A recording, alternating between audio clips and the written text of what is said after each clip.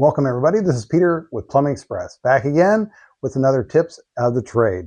So today we're going to be talking about tools. Now this you could say it's the ultimate guide for either the beginning plumber, or you could say it's a great guide for some do-it-yourselfers for at home. But we're going to walk through, some of these are going to be tools that you're going to already have, some of these are going to be tools that you would want to get, but these are all things that will help you on your journey to be able to either be a beginner plumber or also just a better equipped homeowner to do some of your own work.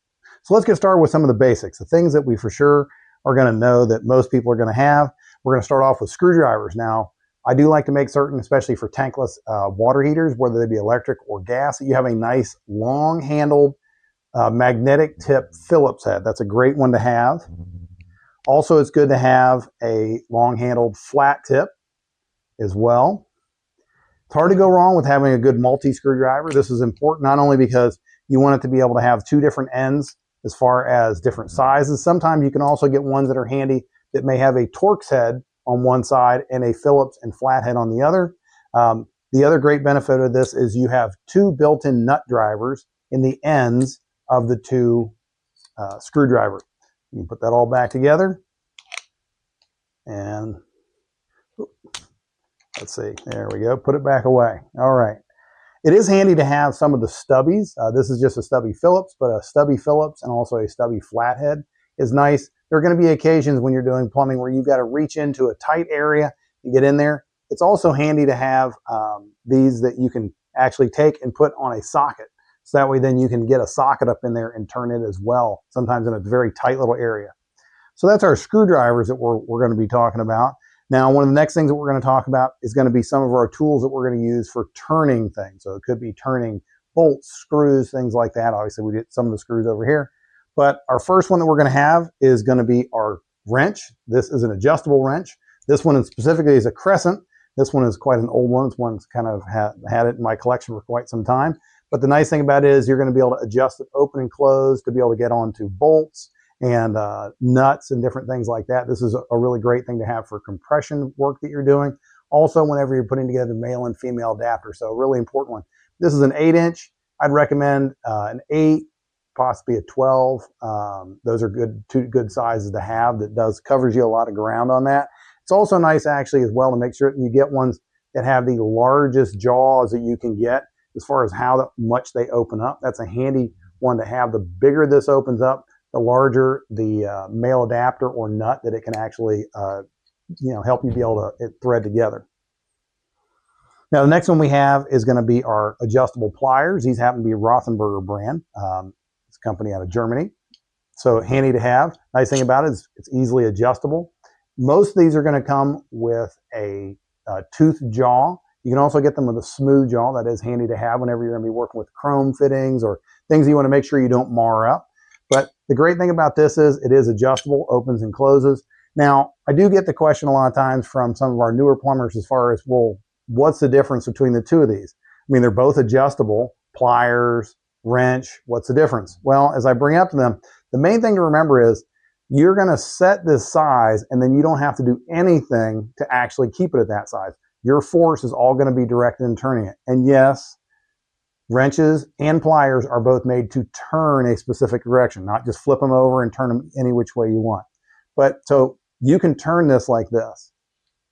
On a pair of pliers, you have to actually clamp them down and hold pressure on the actual pipe or fitting that you're holding it on and turn. So you're going to be squeezing and turning all at one time. That does make it a little more difficult to use in certain circumstances. Now as well, again, we talked about the smooth jaws of this adjustable crescent wrench. Then we talked about the tooth jaws of this adjustable pair of pliers. These are great because they're going to allow you to bite into and hold on to things, but you'd never want to use these on something that's finished. Anything that's chrome or a finished metal, so oil, bronze, or anything like that. If you put this on there and turn that, you're going to mar and scratch up that finish, and that is not something you want to do. Now, you can also get this in a smooth jaw, and it is handy to have whenever you're turning bigger nuts and stuff like that. Sometimes if you might want to use a flat or smooth jawed pair of pliers in place of a spud wrench, you could do that. Not as well, but it would still be something that would be beneficial. Spud wrenches, by the way, are something that we'll get into in another video. We talk about some more intricate tools of the trade as far as plumbing goes. Now, this is another super important one, especially if you're going to be doing gas work like we do a lot of down here in Florida. This is a pipe wrench. So it is very similar to our wrench like this, or adjustable wrench. The big difference here is the way that it bites and holds on. So if you notice, there is a lot of play here. What it's made to do is, as it turns onto the pipe, it actually locks this in, and it grips the pipe and allows you to turn it. Now, because it's gripping the pipe, just like the pair of pliers that we looked at, that means it's going to mar up the finish on there. You'd never want to use something like this on a finished piece of pipe or a finished product that you are not going to be able to go back and not be worried about the fact that it's scarred or scratched up. So again, this is your pipe wrench, really super important thing to have. This is your standard 14-inch. If there was a size that I would say that would be kind of the catch-all, this 14-inch would be the way to go. Now, again, we're going to get into something that pretty much everybody normally has around the house. You just want to add it in there. This is an old wood-handled hammer. This is handy to have. Now, a lot of people are not really big fans of wood, but the truth is, one of the things that's nice about wood is it's non-conductive, so you don't have to worry about it conducting. If you hit something, you can also use a fiberglass hammer. It's going to be the same thing. You do want to watch out for metal hammers, not because they are all conductive, because they're normally going to have a covering on the handle, but you just want to be aware of it. A well-used, good hammer, now this one you can see is a little bit rusted up because it's well-used and a little older, but this is a Stanley light-duty hammer. You know, it's great for just small hammering of nails and stuff like that. That's one of the things you also want to make certain you're just using the right tool for the right job. As I remind my apprentices, this is not a hammer. This is. So hammers are good to have. There are obviously a couple different types of claws that you can get and a couple different types of ends that you can get. Some of that is just a matter of what you would prefer. I do remind people that the thing to do isn't to go out and find the biggest hammer. This is a 13-ounce hammer. Don't run out there and find a 22-ounce framing hammer just because you want to look like the guy that's got the biggest hammer on the job site, because you're not going to be able to hit very well. A lot of times you're going to end up with sore thumbs from having something like that. Now, this is really important. These are a pair of Allen keys. Now, I like them both whenever they're captured on these, and also too whenever they are in individual packs. But as a plumber, especially here in the United States, you want to make certain that you have both a standard size, that is our American or that type of size, so inches and parts of an inch. And then you also want to have your millimeters and metric is really what it comes down to. Both of these are important to have because you're going to run into both of these as you're working on different types of fixtures and faucets. So those are handy to have just to show you. If you haven't looked at these before, the nice thing about them is they're captured, so you're never going to lose these, and it does make it handy to be able to keep them all together. They usually have a marking on here that are going to tell you your size of the different ones you're working with. And since the convenience of not going to be able to lose it is great, the only problem is if you're in a really tight little place, you're not going to be able to take this out and get it into that tight location. This one specifically is the type that has a ball end to it. The thing that's really nice about a ball end is it does allow you to put it into the fittings on a bit of an angle and be able to turn it that way, which is handy to have, especially when you're doing plumbing. Sometimes you can't get a straight shot at something and you have to be on a little bit of an angle. That ball end is worth a little bit extra cost on that. It really does a good job of being able to make it so you can get it and turn the actual screws that you're working with, okay? Now, another pair here that we have that are important to have is we have our standard torpedo level. That's just a great one to have. As you can see, you've got your standard level. So this is going to tell you when it's exactly level. This is going to tell you when it's exactly vertical. But it's also handy to have this one where it will tell you if something is at a 45 degree as well. So that's something else that you want to look at. Now, this one is a little more of a unique one. We definitely make sure that all of our guys have one of these. We actually issue these to them whenever they come here. It's part of their beginner package that we have. And so this is a graduated level. So again, it has the same three that we just looked at, but where it also has something special is it has a graduated section right here. Now what this does is it has markings on there. It's going to tell you 0, 1/8 of an inch, 1/4 inch, and 1/2 inch. And I do believe it actually goes all the way up to 3/8. Okay. So you do have that you're able to look at. What that does is it helps you be able to know what kind of pitch you're going to have on that pipe. This is important when we're laying pipe, whether it be in the ground or whether it be in the air. You want to make certain your pitch is correct. And having a torpedo level like this and just saying, well, the bubbles, you know, to the right side, that's not enough. You need to actually know that your pitch is correct. So you want to make certain you have a graduated level, a level that will tell you that the pitch is correct. Now, I will give you a little tip on that.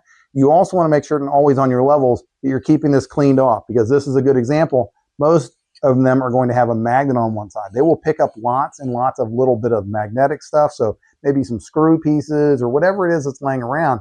And if you're not careful, you can have a hump up on one side, much smaller, of course, my fingers, and it will throw off your level. You're not going to get the right measurement.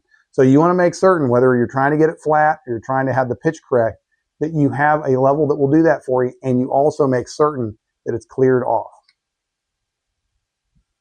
Now, lastly, we definitely have some things here that are a little more specific to our plumbing trade, not quite as general as a level or a hammer. And they're going to be our saw that we use. So we've gotten away a lot of times from using the hacksaw as much as we have in the past. We use these Lennox hand saws and just a hand saw in general. These are handy to have. The fact that it's a tall blade is going to help to encourage a straighter cut.